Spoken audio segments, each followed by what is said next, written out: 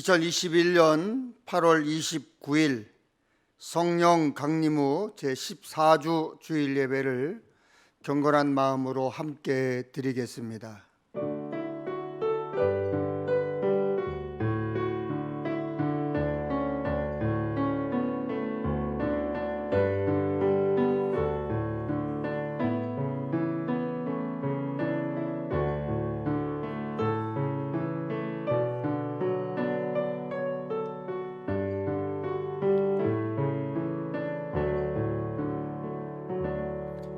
이스라엘의 왕인 여호와, 이스라엘의 구원자인 만군의 여호와가 이같이 말하노라.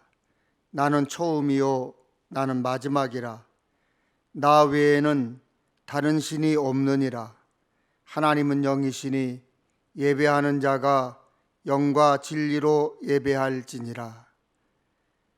믿는 성도들에게 반석과 구원이 되시는 하나님 아버지, 어지러운 세상 가운데 살면서 우리의 영혼이 잠잠히 하나님만 바라게 하시어 찬송과 영광을 돌리게 하심을 감사드립니다.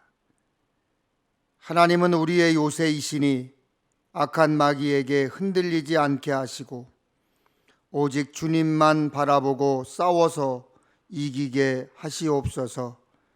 언제 어디서나 주님과 함께하여 믿음을 지키게 하시고 빛과 소금이 되어서 세상을 변화시키게 하시옵소서. 오늘도 성도들이 원하는 문제들이 해결되는 말씀을 주시고 모든 영광은 하나님께 드려지게 하시옵소서. 예수님의 이름으로 기원하옵나이다. 아멘.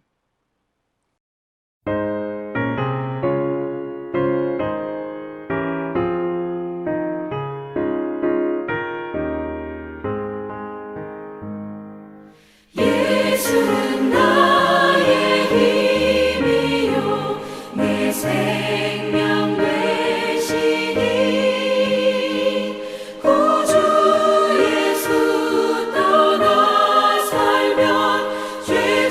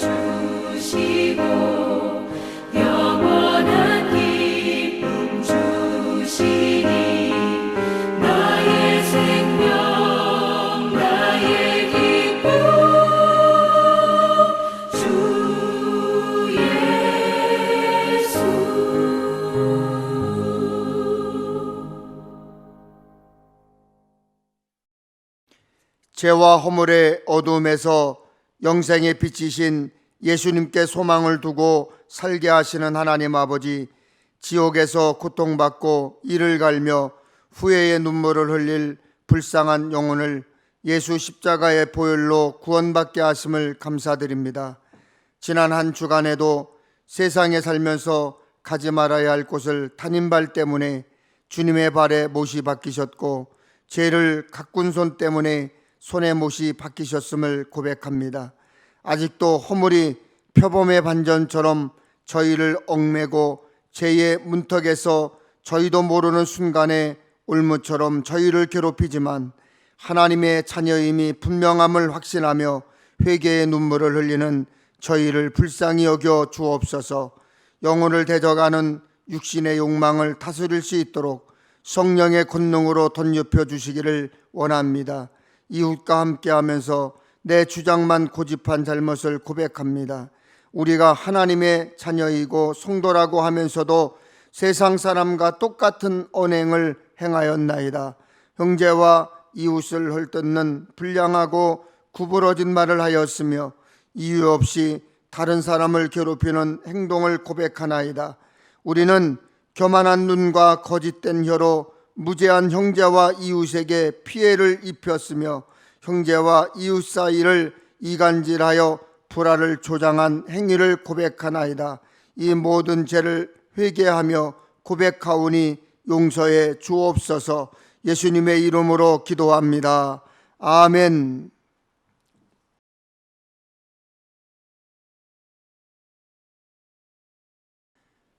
내 영혼아 여호와를 송축하라. 여호와 나의 하나님이여, 주께서 옷을 입음같이 빛을 입으시고 하늘을 휘장같이 치시며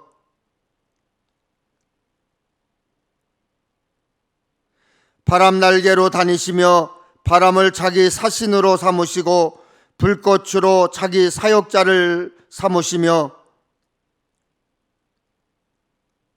주께서 물의 경계를 정하여 넘치지 못하게 하시며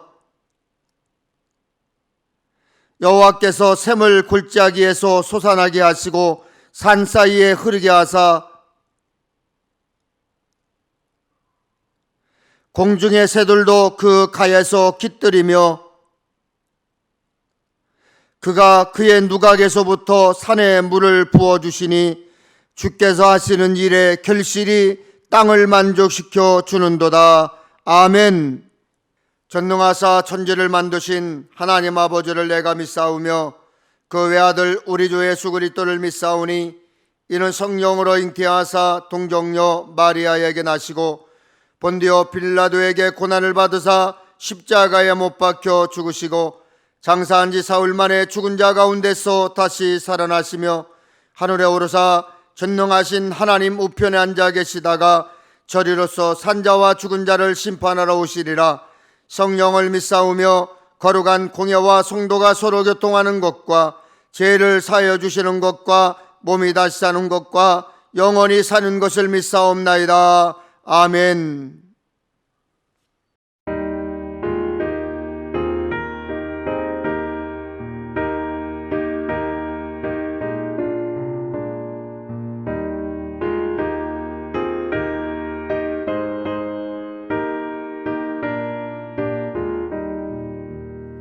주의 말씀 듣고서 준행하는 자는 반석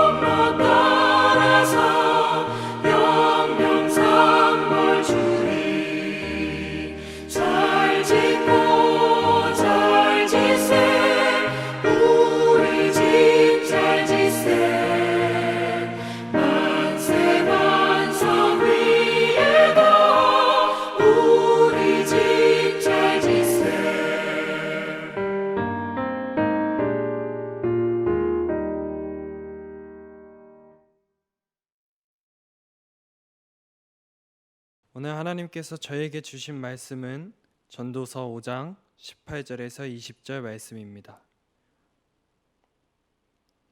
다 찾으신 줄로 알고 제가 봉독하겠습니다. 사람이 하나님께서 그에게 주신 바 그 일평생에 먹고 마시며 해 아래에서 하는 모든 수고 중에서 낙을 보는 것이 선하고 아름다움을 내가 보았나니 그것이 그의 몫이로다. 또한 어떤 사람에게든지 하나님의 재물과 부요를 그에게 주사 능히 누리게 하시며 제 몫을 받아 수고함으로 즐거워하게 하신 것은 하나님의 선물이라.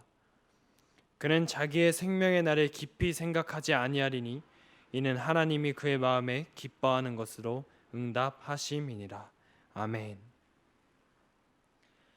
사랑의 하나님 아버지, 오늘 복된 주일에 저희들을 하나님 앞으로 나오게 하시니 감사드립니다. 부족한 저희들을 언제나 사랑해 주시고 보살펴 주셔서 끝까지 놓지 않으심에 다시 한번 감사드립니다. 하나님, 이 시간 일주일 동안 연약한 모습을 보이며 하나님을 등지고 다시금 세상을 향해 나아갔던 저희들의 모습을 고백합니다. 항상 하나님과 함께하고 싶다고 고백하고 막상 뒤돌아서면 하나님을 금세 잊고 세상의 쾌락만을 쫓아갔습니다. 하나님, 이 시간 저희가 회개하오니 하나님의 그 크신 사랑으로 용서하여 주시옵소서. 하나님, 전 세계가 많이 힘들어하고 아파하고 있습니다. 질병과 전쟁 그리고 테러 등으로 정말 힘들어하고 아파하고 있습니다. 저희 교회뿐만이 아니라 정말 전 세계 모든 사람들을 위해 기도하오니 하나님께서 그 크신 손길로 모두를 보살펴 주시옵소서. 하나님, 교회가 많이 어렵습니다. 질병으로 인해서 서로가 모이지 못하고 얼굴을 마주본 지 너무나도 오래된 것 같습니다. 서로를 잊어가고 신앙이 무너져가고 있음을 느낍니다. 하나님, 하루빨리 다시금 교회에 모여서 우리가 하나님 앞에 찬양하고 우리가 하나님 앞에 예배드릴 수 있도록 인도하여 주시옵소서. 하나님, 이 시간 부족한 종이 하나님 말씀을 전합니다. 이 예배를 위해서 부족한 종을 쓰심에 감사드립니다. 이 시간 하나님의 말씀을 잘 전할 수 있도록 하나님께서 끝까지 붙잡아 주시고 은혜가 충만한 시간 될 수 있도록 인도하여 주시옵소서. 각자의 자리에서 예배드리는 모든 성도님들과 함께하여 주심을 믿습니다. 예수님의 이름으로 기도드립니다. 아멘. 사랑하는 평택엘림교회 성도 여러분, 오늘도 각자의 자리에서 하나님께 예배드릴 수 있도록 우리의 발걸음을 인도해 주신 우리 하나님께 먼저 감사 올려드리며 예배의 자리로 나오신 모든 분들을 축복합니다. 코로나 거리두기가 더 연장돼서 너무나도 오랫동안 여러분들의 얼굴을 만나뵙지 못해서 잘 지내고 계신지 정말 궁금합니다. 이 코로나라는 게 사그라드는 것 같다가도 갑자기 다시 유행을 하고 이런 상황이 계속 반복해서 진행되고 있는 것 같습니다. 정말 지긋지긋하게도 없어지지 않는 이 코로나 때문에 많이 힘드시겠지만 잘 버티시고 그래도 끝까지 방역에 힘써 주셨으면 좋겠습니다. 어느새 가을이 훌쩍 다가온 것 같습니다. 이제 아침과 밤이 되면 선선한 바람도 불어오고 낮에는 그래도 아직 조금 덥긴 하지만 이제는 폭염 같은 그런 찜통 더위를 느끼는 건 이제 좀 어려워진 것 같습니다. 많은 분들이 이번 가을을 보고 입추 매직이라고 말을 한다고 합니다. 입추 매직이 뭐냐면 저번 달 마지막 주까지만 하더라도 폭염이 계속해서 이어질 것 같다라고 얘기를 했고 이번 여름은 정말 더운 정말 끝나지 않을 것 같은 그런 여름이 될 거라고 말을 했지만 정말 그 24절기 중 입추가 지나니까 갑자기 그 뜨거웠던 여름의 기세가 확 죽었기 때문에 많은 사람들이 입추 매직이라고 말을 한다고 합니다. 여러분, 자기가 지금 겪고 있는 일은 항상 느리게 가고 항상 뭔가 천천히 시간이 안 가는 것 같고 뭔가 끝나지 않을 것 같습니다. 그러나 이번 여름도 끝나갑니다. 이번 여름도 끝나가고 가을이 저희한테 훌쩍 다가왔습니다.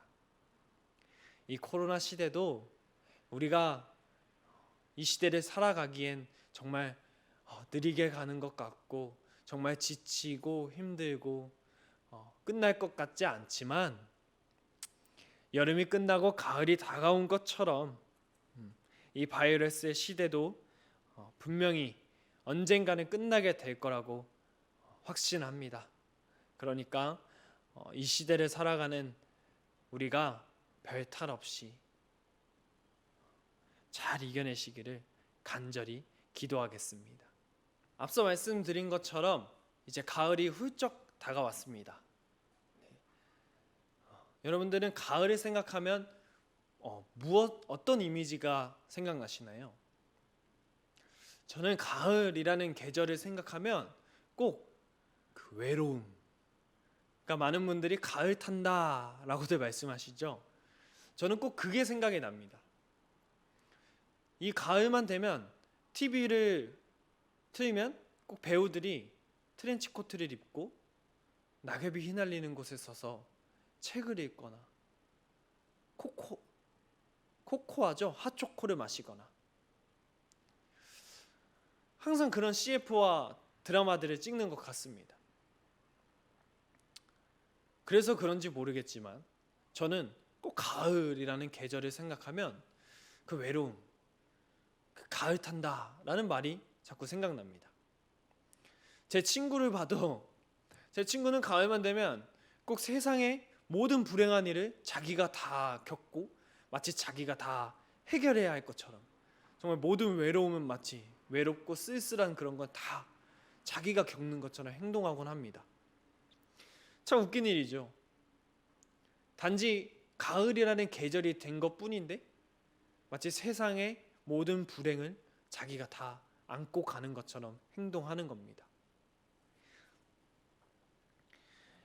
여러분들은 세상을 살아가면서 행복하다라고 느끼는 때가 많으십니까?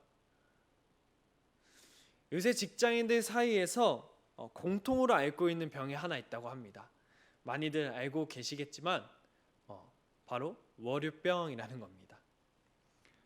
이건 의학적 질병은 아니지만 상당수의 사람들이 이 심리적 압박에 시달리고 있습니다. 그리고 이 월요병 때문에 몇 년 전부터 생겨난 단어가 회사 우울증이라는 단어입니다. 이것들의 증상은 월요일 아침만 되면 괜히 지치고 힘들어지고 피곤하고 이게 또 지나치게 되면 회사에 나가기가 싫어지고 심지어는 정말 회사를 나가지를 않는 상황까지 벌어지고 합니다. 정말 많은 회사원들이 이 회사 우울증, 이 월요병을 앓고 있다고 말을 합니다. 어떤 회사에서는 자발적으로 설문조사를 했는데 설문조사의 내용은 자신이 회사 우울증을 겪고 있다라고 생각하나 안 하나. 이 설문조사의 결과는 70% 이상이 자신은 지금 회사 우울증을 겪고 있다라고 생각한다라고 답변을 했다고 합니다. 사실 이 회사 우울증은 앞서 말한 것처럼 심각한 것은 아닙니다. 왜냐하면 질병도 아닐 뿐더러 이 회사 우울증은 월요일이 되면 정말 힘들고 지치고 정말 쓰러질 것 같지만 웃긴 게 금요일만 되면 호전되는 모습을 보여주기 때문입니다. 하지만 많은 사람들이 이런 증상을 겪고 있고 그로 인해 자신이 지금 불행하다고 생각하시는 분들이 지금 너무나도 많은 것 같습니다. 그렇다면 이제 제가 반대로 행복해지는 습관에 대해서 이야기해 드리겠습니다. 제가 이제 하나의 가상의 상황을 이야기해 드릴 텐데 여러분들이 이 이야기를 들으시면서 정말 자신의 상황이라고 한번 몰입을 해서 들어보시길 소망합니다. 어느 휴일 아침에 눈을 뜨니 창을 통해서 밝은 햇살이 가득 들어온다. 햇살에 눈이 부시고 따뜻한 기운이 온몸을 감싼다. 나는 기분 좋게 두 팔을 힘껏 올려서 기지개를 켠다. 온몸의 근육들이 편안하게 이완되면서 시원한 느낌이 든다. 이제 자리에서 일어난다. 가볍게 아침을 먹고 가족들과 함께 가까운 공원으로 향한다. 공원에 들어서니 푸르른 나뭇잎들이 울창한 자태를 뽐낸다. 따뜻한 햇살이 온몸을 감싼다. 붉은색, 노란색, 보라색, 형형색색의 꽃들이 군데군데 피어 있다. 시원한 산들바람이 얼굴에 와닿는다. 가족과 함께 공원을 걷는다. 서로 손을 잡는다. 손으로 전해지는 서로의 따뜻한 체온을 느끼면서 천천히 걷는다. 평화롭게 산책하며 이야기를 나눈다. 아들은 재미있는 학교 친구의 이야기를 시작한다. 그리고 최근에 유행하는 유머를 알려준다. 우리 가족들은 그 이야기를 들으면서 깔깔대고 웃는다. 막내는 요즘 배우기 시작한 기타 연주에 대해 말한다. 어렵지만 꼭 잘해내고 싶다고 다짐하는 그 아이의 모습을 보면서 대견한 마음이 든다. 그리고 열심히 하면 분명히 훌륭한 기타 연주를 할 수 있을 거라는 응원의 말을 해준다. 아마도 제가 이 이야기를 해드릴 때 정말로 몰입해서 자신의 상황이라고 생각하면서 들으신 분들은 지금 행복감을 느끼고 있을 확률이 높습니다. 이유는 제가 말씀드린 이 이야기에는 우리가 살아가면서 행복 호르몬들이 분비될 수 있는 상황들이 다 포함되어 있기 때문입니다. 사람들은 누구나 행복해지고 싶어 합니다. 그래서 이렇게 행복 호르몬들이 분비되는 상황을 꿈꾸고 추구하면서 살아가곤 합니다. 그리고 이렇게 살아가는 사람도 있습니다. 그러나 사실 현실적으로 평생을 이렇게 행복 호르몬이 분비되는 상황만으로 살아갈 수는 없습니다. 다들 아시다시피 각자의 일이 있고 각자의 상황이 있고 자기가 처한 각자의 그런 상황이 있기 때문입니다. 또한 자기가 지금 행복하게 살더라도 언제 내 상황이 바뀔지 모르기 때문입니다.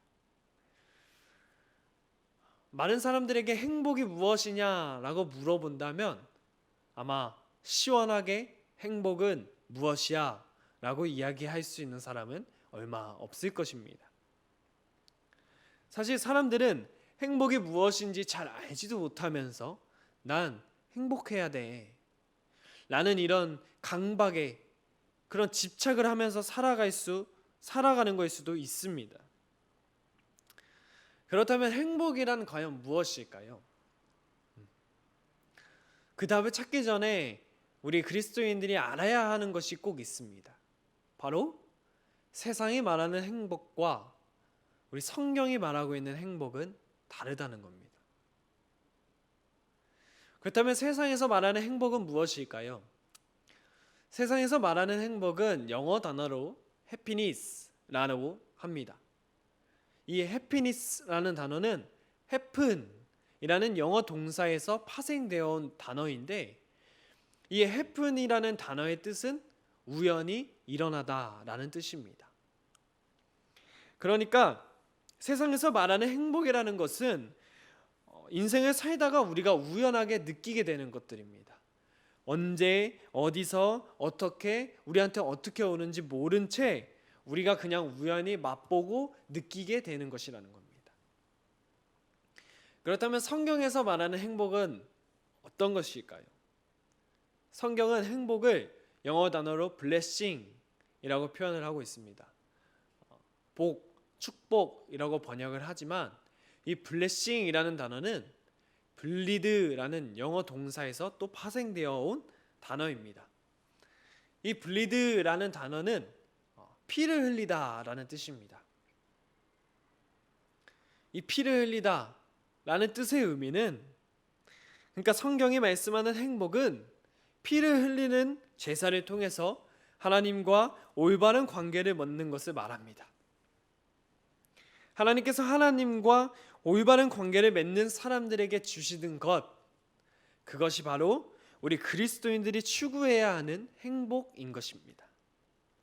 18절 말씀을 보면 사람이 하나님의 주신 바 그 일평생에 먹고 마시며 해 아래에서 수고하는 모든 수고 중에서 낙을 누리는 것이 선하고 아름다움을 내가 보았나니 이것이 그의 분복이로다 라고 말하였습니다.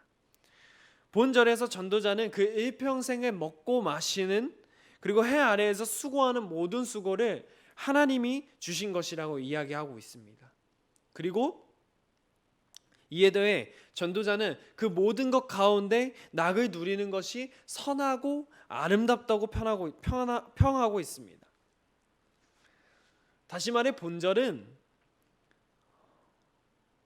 사람의 삶 가운데 허락된 모든 것, 우리가 살아가면서 먹는 것, 마시는 것, 손으로 느끼는 것, 눈으로 보는 것, 그리고 내 주변의 친구, 가족, 그리고 내 그 모든 관계 속에서 일어나는 기쁨과 애환, 이런 거 모든 거 다 빠짐없이 다 하나님이 주신 거라는 겁니다. 아울러 이 모든 것은 우리가 인생 가운데 선하고 아름다운 것, 곧 행복을 만들어갈 재료. 우리는 이러한 말씀을 보고 우리에게 주어진 삶을 어떻게 생각하고 어떻게 바라보고 살아가야 할지에 대해 정말 진지하게 통찰하고 생각해야 할 것입니다. 우리들은 대개 시련, 고난, 두려움, 굶주림, 그리고 소외받는 삶들을 거부하고 싫어합니다. 그리고 그와 반대로 부요함, 명예와 권력, 인기를 받는 삶, 사람들에게 관심받는 삶들을 좋아하고 추구하면서 살아갑니다. 열왕기하 5장 10절 14절에 보면 우리가 생각하기에 정말 참된 행복의 조건을 다 갖춘 사람을 소개하고 있습니다. 바로 아람의 장관 나아만입니다. 이 나아만은 왕이 존귀한 자라고 인정을 해줬으며 그리고 그 나라를 구원한 정말 용감한 용사였습니다. 그렇기 때문에 그 나아만 장군은 왕에게도 인정받았고 백성들에게도 인정을 받았습니다. 그래서 부, 명예, 권력, 인기, 그가 안 가진 건 없다고 말할 수 있을 정도로 정말 행복한 조건을 다 갖춘 사람이라고 소개하고 있습니다. 그러나 이 모든 것들을 다 집어삼킬 만한 일이 그 나아만 장군에게 일어납니다. 바로 문둥병이 그에게 발병하게 되는 겁니다. 이렇게 되면 참 애매해집니다. 여러분, 나아만 장군이 과연 행복하다고 생각하십니까? 아니면 불행하다고 생각하십니까? 저기는 여기서 이러한 모습이 우리의 인생의 모습이지 않을까 생각했습니다. 남들이 부러워할 만한 성공을 이루고 명예도 있고 물질도 있지만 이미 우리 안에 썩어 들어가는 문둥병과 같은 것이 모든 인간에게 존재하기 때문입니다. 어떤 이는 가정이 썩어 들어가고 어떤 이는 친구와의 관계가 썩어 들어가고 어떤 이는 자기의 신앙생활 그리고 하나님과의 관계가 심하게 썩어가는 큰 아픔을 하나씩은 안고 살아가고 있기 때문입니다. 나아만과 같이 겉은 정말 행복해 보이고 정말 부족한 거 없어 보이고 정말 부러운 사람도 사실은 그 안에는 우리보다 더 큰 상처가 있고 우리보다 더 큰 부담감이 있습니다. 그런데 우리는 그런 부러운 사람들, 정말 그런 사람들의 외형만 보고 아우 저 사람 부럽다, 부러워할 뿐만이 아니라 저 사람을 어떻게든 끌어내리려고 그 사람에게 시기와 질투, 그리고 그 사람처럼 되기 위해서 쓸데없는 거에 집착, 정말 도를 지나쳐 하나님을 원망하는 일도 너무나도 많습니다. 여러분, 세상에 절대적 행복이란 건 없습니다. 우리는 어떠한 삶을 살든 우리가 어떤 상황이든 우리에게 주어진 게 무엇이든 모든 것이 하나님이 우리에게 주신 것이고 그 모든 것 가운데 희락을 누리는 것이 선하고 아름답다고 말할 줄 알아야 하는 것입니다. 하나님께서는 우리를 정말 소중하게 만드셨고 우리를 위해서 정말 귀한 것들을 풍성하게 베풀어 주셨습니다. 우리는 지금부터라도 남들의 장점을 부러워하지 말고 그리고 남들의 장점을 보고 칭찬을 해주는 게 아니라 시기와 질투를 보내지 말고 남들과 같이 되려고 쓸데없는 거에 집착하고 탐욕 부리지 말고 하나님께서 우리에게 주신 것들을 하나님이 우리에게 정말 풍성하게 베풀어 주신 것들을 알아가고 그것들을 소중히 여기시길 간절히 소망합니다.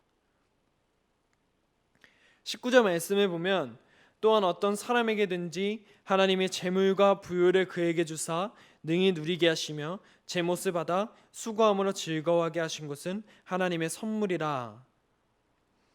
여기서 말씀하시듯 어떤 사람이든지 정말 모든 사람은 하나님께서 주신 하나님께서 세상의 재물과 부요를 누리게 하셨고 그 안에서 수고하며 또한 인생을 즐기는 축복을 허락하셨습니다.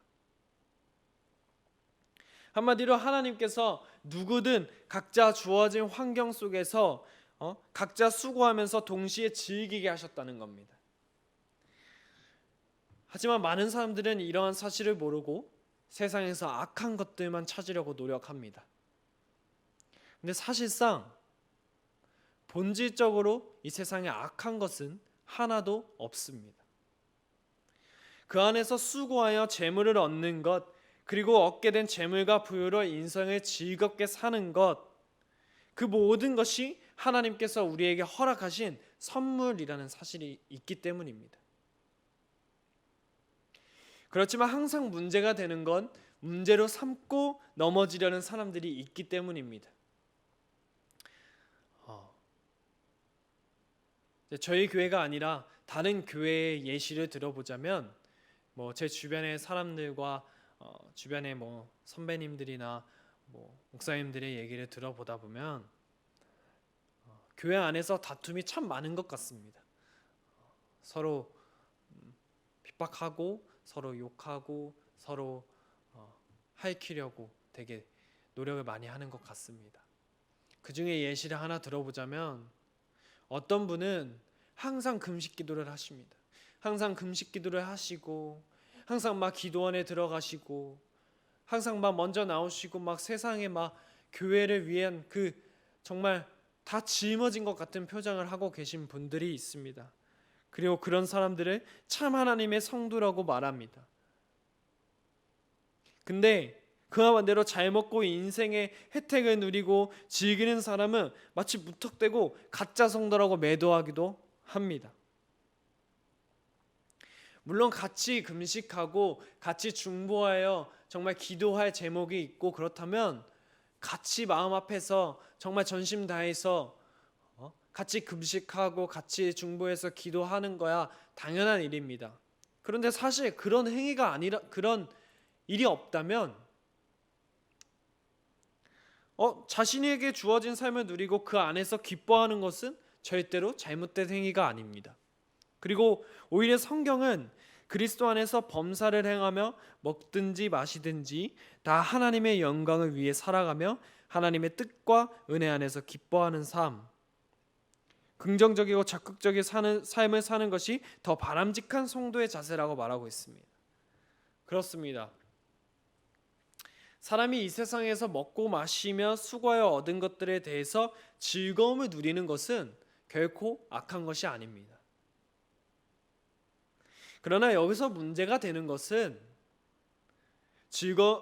그들이 누리는 것, 우리가 누리는 것들이 하나님께서 주신 것임을 알지 못하고 그것에 대해 감사하지 못하고 자신에게 주어진 것 그 이상을 원해서 괜한 수고와 괜한 집착과 탐욕을 부리는 것, 그것이 바로 죄고 인생을 허무케 하는 것입니다. 로마서 12장 3절 말씀을 보면 내게 주신 은혜로 말미암아 너희 중 각 사람에게 말하노니 마땅히 생각할 그 이상의 생각을 품지 말고 오직 하나님께서 각 사람에게 나눠주신 믿음의 분량대로 지혜롭게 생각하라. 요즘 많은 분들이 이렇게 생각하시는 것 같습니다. 뭐 청소년분들도 그렇고 어른분들도 그렇고 공부 열심히 해서 좋은 대학에 들어가면 행복해질 거야. 그렇게 해서 좋은 대학에 들어가면 여기서 더 열심히 해서 좋은 회사에 취직하고 예쁘고 잘생기고 돈 많은 배우자 만나서 결혼하면 행복해질 거야. 그렇게 해서 좋은 회사에 취직하고 돈 많고 정말 예쁘고 잘생긴 배우자를 만나 결혼을 하면 여기서 더 열심히 해서 승진하고 부를 더 축적하면 우리는 더 행복해질 거야. 평생을 이렇게 살아간다면 도대체 우리는 언제 행복할 수 있을까요? 이러한 생각들은 오히려 우리의 인생을 허무하게 만드는 것입니다. 그런 마음이 들 때마다 우리가 주변을 한번 둘러보시기 바랍니다. 우리는 오늘 충분히 행복을 느낄 수 있는 조건들을 가지고 있습니다. 우리 하나님께서는 우리에게 너무도 많은 것들을 주셨습니다. 그리고 참 좋은 것들을 우리에게 베풀어 주셨습니다. 여러분, 남의 것을 탐내고 내가 더 얻기 위해서 남을 시기 질투하지 말고 더 얻기 위해서 괜한 수고와 집착과 탐욕을 부리지 마시고 주변을 둘러보세요. 지금 우리에게 주어진 것들을 알아보고 그것을 누리면서 간절히 하나님만 바라며 사시길 소망합니다. 20절을 보면 그는 자기의 생명의 날을 깊이 생각하지 아니하리니 이는 하나님이 그의 마음에 기뻐하는 것을 응답하심이니라. 여기서 생명의 날은 우리가 세상에서 살아가는 날들을 의미하고 있습니다. 그리고 본절에 보면 이 생명의 날을 깊이 생각하지 아니한다고 말하고 있습니다. 여러분들은 혹시 지나간 날들에 대한 후회 그리고 미래에 대한 불안과 괜한 두려움 그리고 초조함에 휩싸여서 살고 계시진 않나요? 본전에서는 하나님의 섭리를 인정하며 순종하고자 하는 사람은 과거와 미래에 너무 집착하지 않고 하나님께서 그날 부여하신 일에 힘쓰며 이에 충실해서 또 자신에게 주어진 하루하루를 즐기라는 권면임을 알 수 있습니다. 그러나 이러한 말씀과 달리 세상을 바라보면 과거에 대한 후회와 탄식 그리고 미래에 대한 괜한 두려움 그리고 불안감 그리고 초조함에 살아가는 이들이 너무나도 많습니다. 한번 주위를 둘러보세요. 후회 속에 살아가는 사람들이 얼마나 많습니까? 제 친구들만 봐도 그렇습니다. 제 친구들이 와서 저에게 막 이것저것 얘기를 하면 후회된다. 정말 많은 후회거리를 가져와서 저에겐 털어놓곤 합니다. 그리고 저도 친구들한테 가서 이거 후회된다, 저거 후회된다. 정말 많은 후회거리들을 가져가서 친구들에게 털어놓곤 합니다. 근데 막상 생각해보면 정말 부질없는 후회거리들입니다.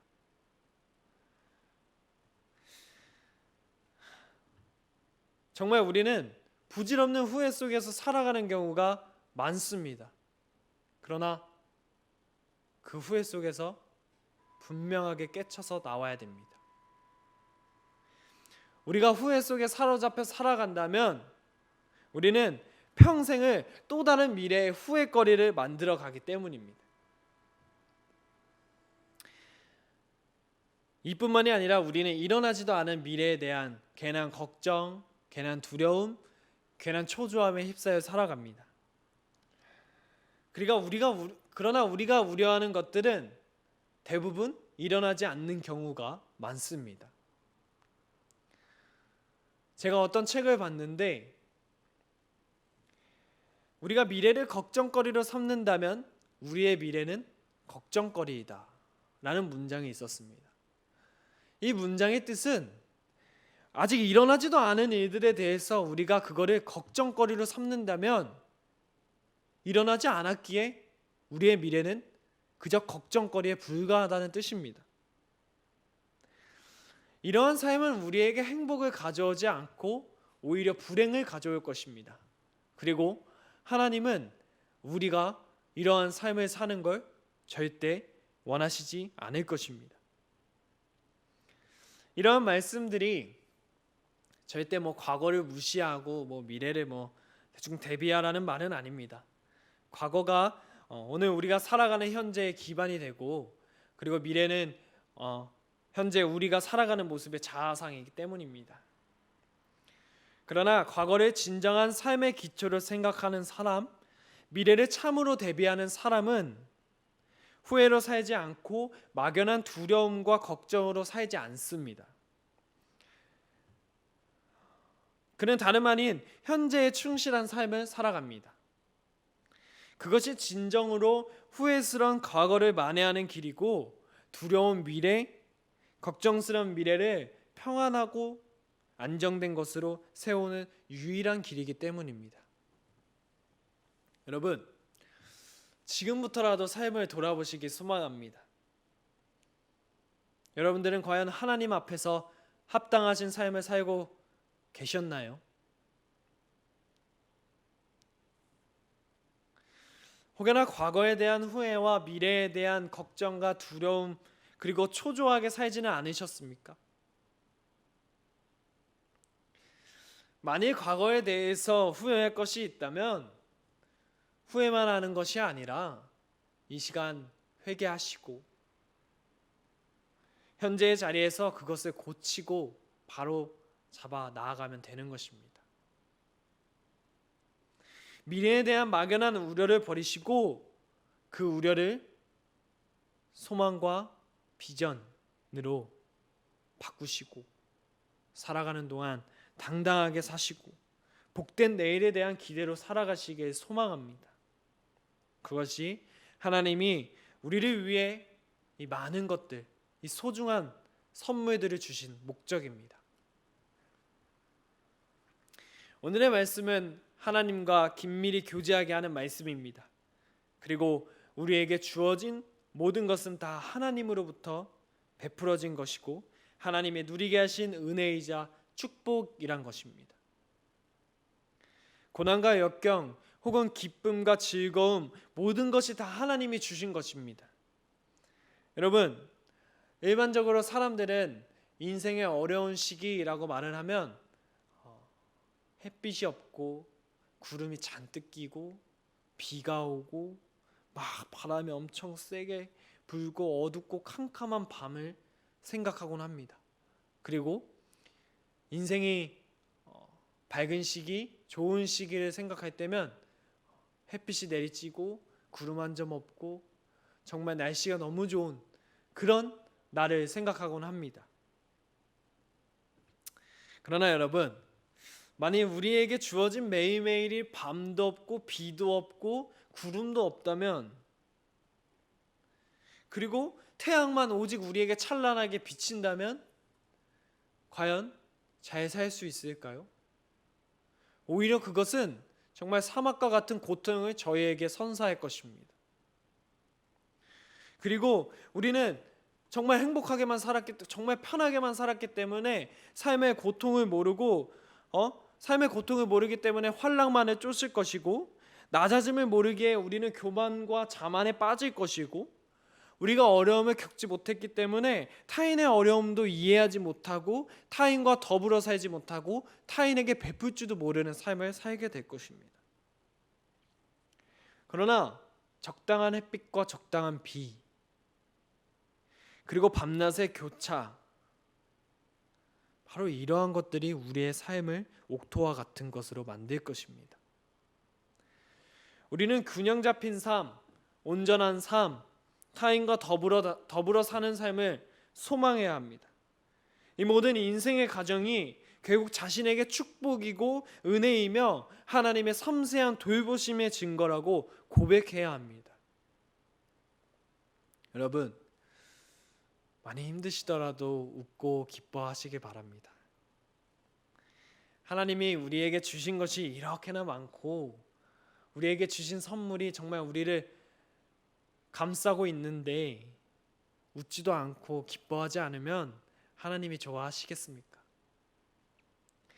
우리가 어떤 상황 속에서도 정말 힘든 상황이고 정말 버티기 싫고 정말 지쳐 쓰러지고 싶은 상황이더라도 정말 사소한 일에 웃고 기뻐하면 우리 마음속에는 참된 행복이 가득할 것입니다.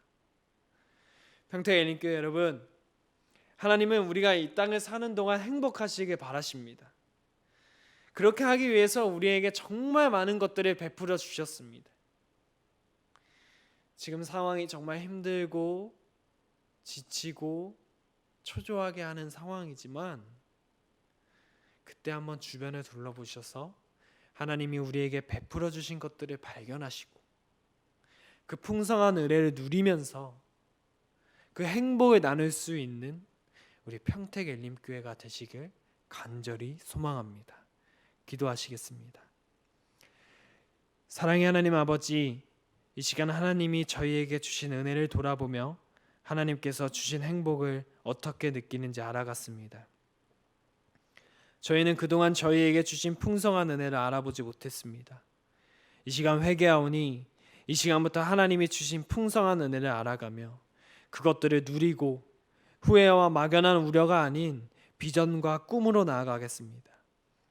하나님께서 저희들을 끝까지 붙잡아 주시옵고 우리가 어떤 상황 속에서도 하나님과 함께 웃고 함께 기뻐하고 나아가 그 감사와 축복이 넘치는 삶을 사는 우리 행복한 평택 엘림교회가 되길 간절히 소망하며 예수님의 이름으로 기도드립니다. 아멘.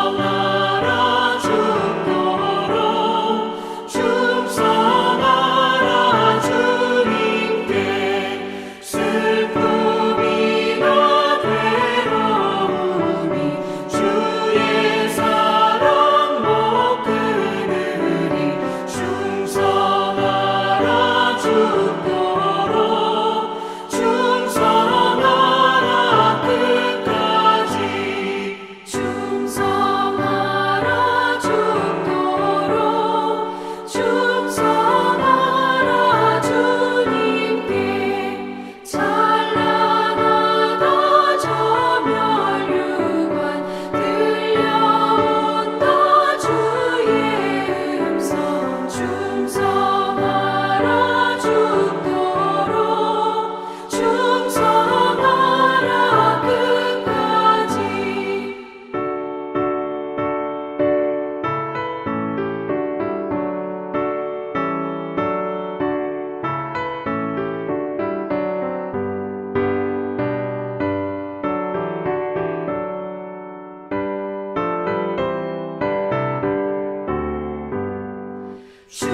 충성하라 죽도록 충성하라 주님께 항상 내가 힘쓰오니 주님 나를 도우소서 충성하라 죽도록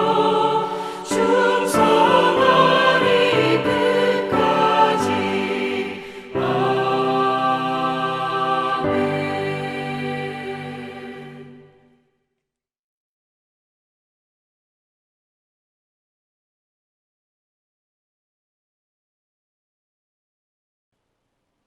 우리에게 시시때때로 은택을 베풀어 주시는 하나님 아버지, 지난 한 주간에도 우리에게 수많은 은택을 베풀어 주심을 진심으로 감사를 드립니다. 저희가 받은 하나님의 은택이 하도 많아 그 수를 헤아릴 수 없지만은 오늘 우리가 하나님께 예배를 드리면서 말할 수 없이 적은 예물을 하나님 앞에 봉헌하오니 너그러우신 하나님의 마음으로 받아 주시옵소서.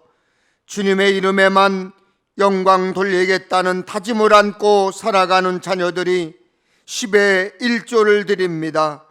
새끼양처럼 주의 품에 뛰노는 자녀들이 감사 예물로 드립니다. 예물을 드리는 자녀들을 축복하사 그의 자손들은 이 세상에서 하나님의 능력으로 살게 하시며 모든 일을 공의로 처리하는 자 하나님의 뜻에 합당한 삶을 살게 하옵소서. 주일원금을 드립니다. 속회원금을 드립니다. 성미를 드립니다. 이들에게 주님을 향한 믿음이 세상 어떠한 바람에도 흔들리지 않는 견고한 믿음이 되게 하옵소서. 어린 자녀들이 드리는 예물도 있습니다. 주님께서 주신 재능을 잘 개발하고 지식을 연마하여 영성을 훈련해서 주님의 아름다운 일꾼들이 되게 하옵소서. 물질이 부족해서 어려움을 당하고 있는 노인들의 필요를 공급하여 주옵소서. 아울러 함께 외로움도 달래줄 수 있는 따뜻한 손길도 내미기를 원합니다. 여러 가지 종목으로 감사 예물을 봉헌하는 성도들에게 하는 일마다 형통하여 감사가 그치지 않게 하시옵소서. 또한 아버지 하나님, 사랑하는 성도들이 이 땅에 복음을 심은 선교사들을 기억하고 우리나라에서 또한 우리 교회에서 협력하고 파송한 선교사님들을 위해서 선교 예물을 드립니다. 그 예물이 이 지구촌에 복음을 심는 데에 큰 사역의 열매를 얻게 하여 주옵소서. 이 예물이 땅에 떨어져 30배, 60배, 100배의 열매를 맺게 하시기를 예수님의 이름으로 축복하며 봉헌기도 드립니다. 아멘.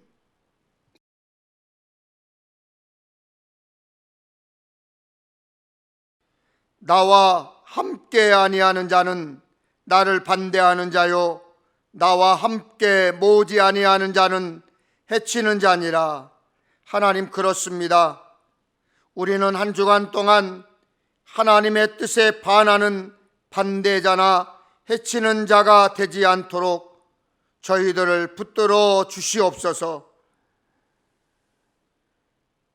지금은 우리에게 영원한 생명을 주신 기묘자요 평강의 왕이신 예수 그리스도의 은혜와 고통과 수욕의 자리에서 건져주신 하나님 아버지의 사랑하심과 주님의 나라에 가까이 가는 순간순간 도와주시는 성령님의 교통하심이 예배를 드리며 가장 좋은 은사를 사모하는 마음으로 살아가는 종들의 머리 위에와 그리고 저들의 가정과 일터 위에 그리고 우리 평택 엘림교회 위에 그리고 이 나라 이 민족과 우리 조국 대한민국과 위정자들 위에 지금으로부터 영원토록 함께하옵시기를 간절히 축원하옵나이다. 아멘.